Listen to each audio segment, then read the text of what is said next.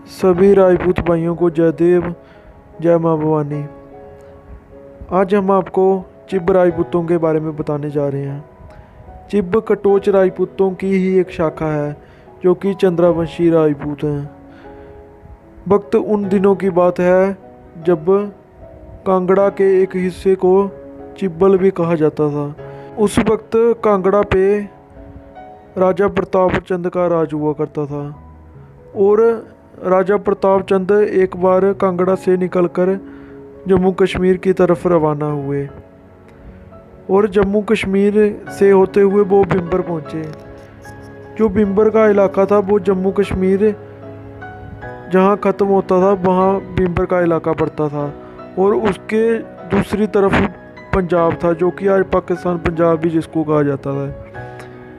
उन्होंने उस बिम्बर पर राज करना चाहा जो कि एक हिंदू चिब राजपूत राजा थे कांगड़ा के, राजा प्रताप चंद। लेकिन उस वक्त बिम्बर पर ठकियाल राजपूतों का राज हुआ करता था और वहाँ के राजा का नाम राजा सिरीपत जी था। और कांगड़ा के राजा प्रताप चंद जी ने वहाँ पर राज करना चाहा लेकिन ये उनके लिए इतना आसान नहीं था और वो वापस आकर कांगड़ा आकर उन्होंने एक रणनीति अपनाई। उन्होंने अपने सभी सैनिकों को महंगे जेवरात देकर उनको बिम्बर के लिए रवाना किया और वो सभी जेवरात उनको बिम्बर के बाज़ारों में बेचने के लिए कहा। लेकिन किसी भी दुकानदार ने वो महंगे जेवरात लेने से इनकार कर दिया क्योंकि वो बड़े ज़्यादा महंगे जेवरात थे। लेकिन जब इस बात का पता बिम्बर के राजा सिरीपत को पता चला तो उन्होंने महंगी रकम देकर वो सभी जेवरात ले लिए।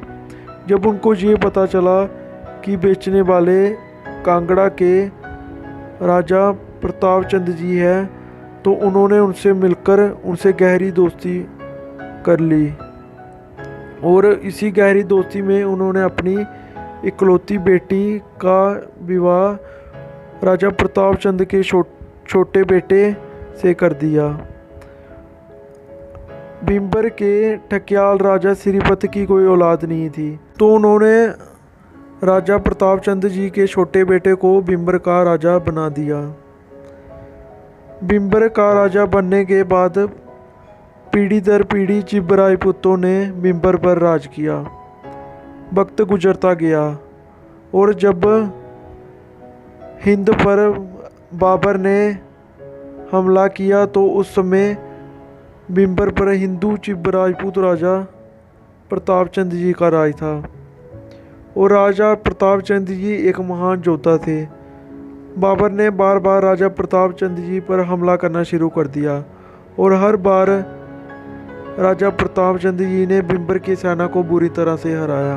एक बार धोखे से बाबर ने बिम्बर के राजा प्रताप चंद को कैद कर लिया और उन्हें इस्लाम धर्म कबूल करने के लिए बोला।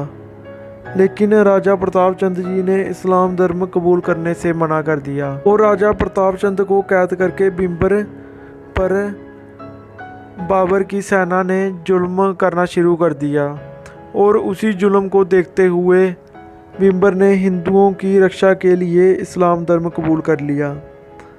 और इस्लाम धर्म कबूल करते ही बाबर ने अपनी बेटी की शादी राजा प्रताप चंद जी से कर दी और उनका दूसरा नाम राजा शब्द खान रखा गया।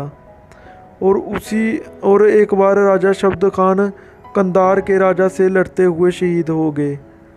उनकी मौत के बाद चिब राजपूतों ने उनको अपना पीर बना लिया और उनका नाम बाबा शादी शब्द खान से मशहूर हो गया।